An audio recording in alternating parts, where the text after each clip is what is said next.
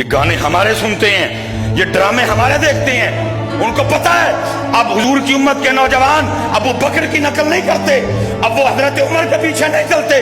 امت کو ذوالفقار بھول گئی، امت کو سعد بن ابی وقاص کا تیر کمان بھول گیا، امت کو حضرت عبداللہ بن رواحہ کی شہادت بھول گئی، اور امت کو امیر حمزہ کی شہادت بھول گئی۔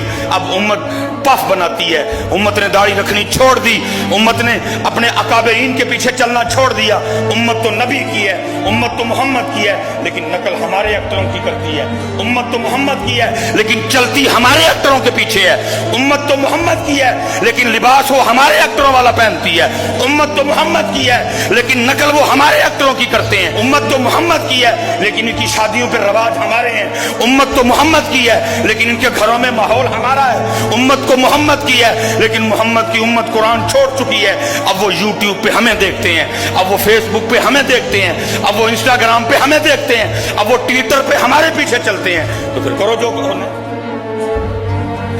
غیرت ایمانی حکمرانوں کی تو بات ہی کوئی نہیں، یہ تو کرسی کے پیچھے پاگل ہو چکے ہیں، ان کی غیرت ایمانی دفن ہو گئی، یہ اپنی اپنی غیرت ایمانی کو جا کے دفن کر آئے وہاں، ان سے کوئی امید نہیں۔